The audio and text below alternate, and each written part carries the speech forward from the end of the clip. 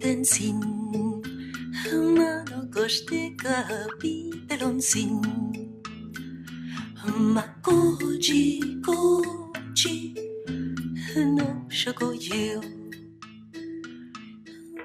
Makoji bitensin Mano goste kapi telonsin Makoji koji no shogoyo Y que son finalmente vasos comunicantes que nos integran en comunidad.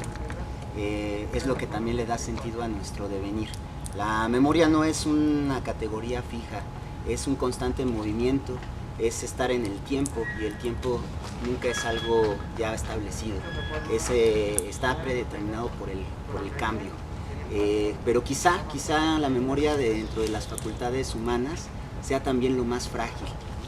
Está expuesta al poder también, ¿no? Y finalmente hay que apostar por una memoria que es un tejido de recuerdos en la historia, en el flujo histórico, y que también tiene que haber, que hay que buscar la igualdad, hay que buscar la justicia en la memoria.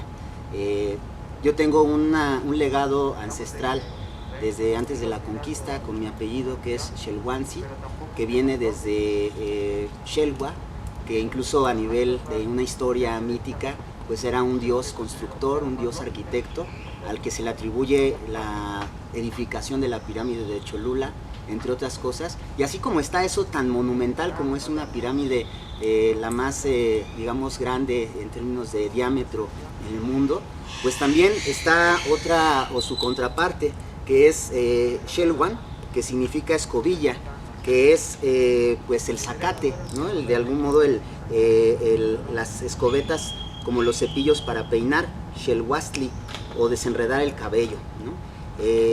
Este apellido viene de Tlaxcala, de un lugar que se llama San Bernardino Contla, y el gentilicio de San Bernardino Contla es el Contleco. Mi tío abuelo, Pascual Xelhuantzi, yo quería hacer un documental sobre mi bisabuelo, que se llama Pablo Xelhuantzi. Tenemos ahí un breve video que alcancé a hacer en algún momento, pero lamentablemente mi tío Pascual falleció de COVID apenas en este periodo, de tal forma que una entrevista más a profundidad ya fue imposible. Siempre estamos en esa vulnerabilidad de no poder recuperar la memoria ancestral, pero quisiera también pensar que todas las personas podemos recuperar esa memoria. Si no tenemos este legado ancestral, empezar desde lo inmediato.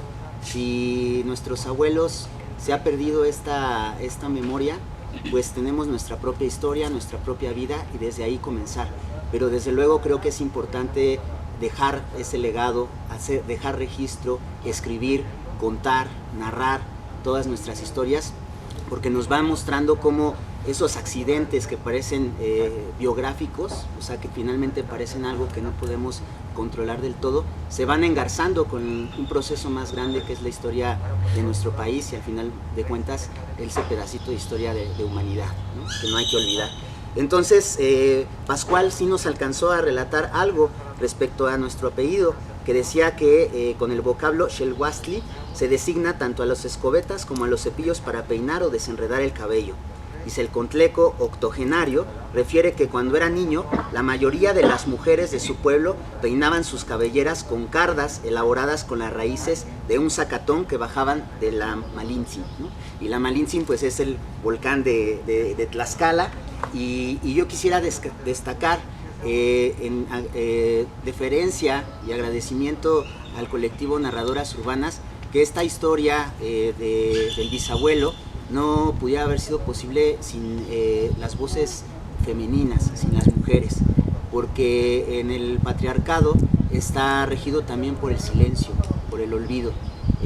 Aquellos semblantes viriles y impertérritos que no se permitían sentir ninguna emoción, únicamente encontraron en el quehacer femenino la posibilidad de abrir estas historias gráficas, sino también por el mito. Y el mito, decía Mircea Eliade, es la irrupción de lo sagrado. No estoy diciendo con ello de que seamos religiosos, ¿no? Sino que también en nuestra vida hay una espiritualidad y que también debemos de insertarnos en esa vida, y por eso también uno de los formatos de nuestra memoria pues son los altares. Y los altares no son los grandes monumentos que erige el Estado ni el poder, ¿no? Que finalmente están cayéndose, que platicábamos, todos estos héroes últimamente pues están en un periodo de colapso, ¿no? Porque la memoria histórica del pueblo está tirando estos mitos, ¿no? Estos discursos dominantes, y están saliendo las otras historias, los otros y donde las mujeres, por ejemplo, tienen un papel muy relevante. Yo quizá esta historia está muy incompleta porque sabemos que mi bisabuela pues casi no aparece en esa historia, y nosotros también debemos ser autocríticos con nuestra propia construcción de la memoria y decir, bueno, ¿qué es lo que pasó? ¿Por qué la voz de mi bisabuela está silenciada? ¿Cómo podemos retomarla? ¿Desde dónde podemos volver a contarla y hacer aparecer, hacer emerger a estas otras figuras? Y bueno, mientras estos monumentos colapsan, los altares cotidianos en las casas le dan vigencia a nuestra memoria entrañable, a los recuerdos de nuestras abuelas, por ejemplo. Y ante esta pregunta de qué historia, la que nos contaron, la que imaginamos, Nayeli me decía que es la que una se cuenta, la que abreva de la imaginación, del recuerdo de lo que le contaron, de lo que cree que le contaron, de la forma de resignificar lo que vivió. Entonces esta idea de la resignificación, esta idea de que también la memoria no es algo fijo, imagínense, o sea, ¿no? Está hecha de la imaginación que abreva de ella, y el recuerdo de lo que le contaron y de lo que cree que le contaron, que no necesariamente es lo que se vivió. Pero esto, aunque no necesariamente es lo que se vivió, le da contenido a la experiencia, ¿no? Que finalmente es muy importante, el contenido de la experiencia. Entonces, en este diálogo whatsappero con Nayeli, finalmente yo me di cuenta que hacer memoria es actuar entonces, es tener vigentes los legados, las vidas pasadas, sus legados. Tu memoria es, yo le decía, bueno, pero me decía después, pero esto no importa, ¿no? Esto, pues, finalmente le digo, ¿tú te preocupa que esto se pierda? Que se olvide. Dice, no, para nada. Dice, me preocuparía a mí que se olvidara, ¿no? Que yo lo olvidara como persona. Entonces le digo, pero tu memoria es historia, y en tanto historia es también colectividad. Y efectivamente, dice, esto le da sentido, o sea, fue como una caída de 20 para ambos, porque ella es una luchadora también social, en la cual les dice, efectivamente, entonces mi memoria no es prescindible, y no solamente se rescata mientras yo la recuerde, sino que es colectividad y vale la pena ser contada. Para aquellos cuya memoria ha sido borrada por el poder, por el discurso dominante, nos queda también compartir las historias a quienes pues tenemos también esos legados, no solamente los ancestrales, sino ya Naye me empezó a platicar sobre su abuela, cómo ella fue comerciante, iban al mercado, que en el mercado su mamá le rescató los libros de la basura, y que fueron sus primeros libros, y que después pues ella es una editora, ¿no? Y también escribe poesía. Ya después le dije, ¿de dónde viene la poesía? Dice, bueno, no sé, pero quizá están en esas líneas de todo el país, ¿no? Entonces en eso dedicó sus últimos días, y bueno, pues parece que les gusta también esta tarea de escribir. Pero bueno, le pedí a mi mamá y a mis tías, en fin, que ahora para su cumpleaños, que es el día de hoy, ella hubiera cumplido años, mi abuela, que relataran algo, y bueno, mi mamá me entregó, Yolanda, esta historia que dice, juguemos al laboratorio. Ojo, porque mi abuela pues era bióloga, y bueno, mucho tiempo después también se dedicó a dar clases de secundaria, y luego trabajó en obras públicas, analizando los suelos para aquellas carreteras que se estaban construyendo en esa época. Juguemos al laboratorio. 1. Tortillas de manteca, pa' mamá que está contenta. Tortillas de salvado, pa' papá que está enojado. Mamá siempre ha estado en mi vida. Todos mis recuerdos me remiten a ella. Aún percibo su olor, su perfume peculiar, único.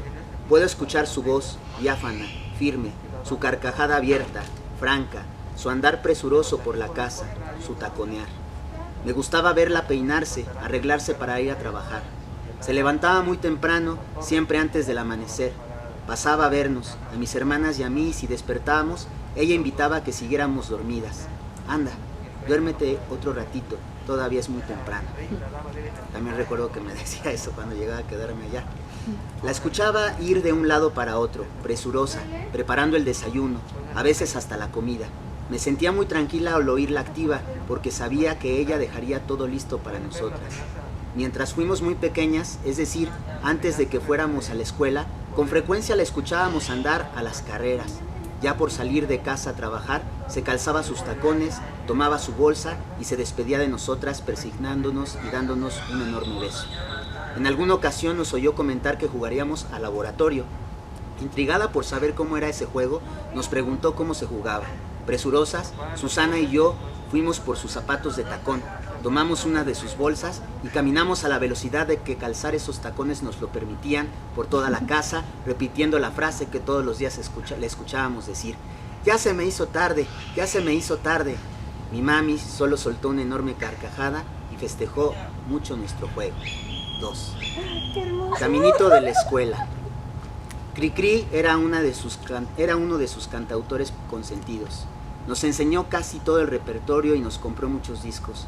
Nosotras cantábamos y bailábamos las canciones todas las tardes, especialmente las lluviosas tardes de verano.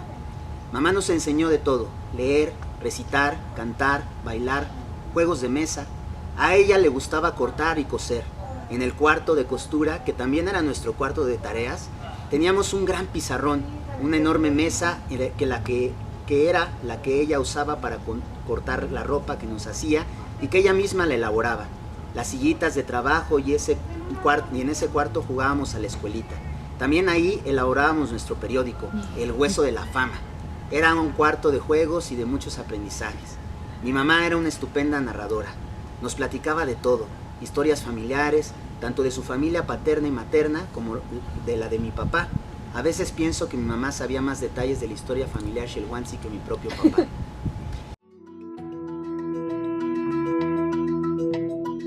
Makochi pitensin, mano koshite ka pitelonsin. Makochi kochi no shokoyo. Makochi pitensin, mano koshite ka pitelonsin. Makochi kochi no shokoyo.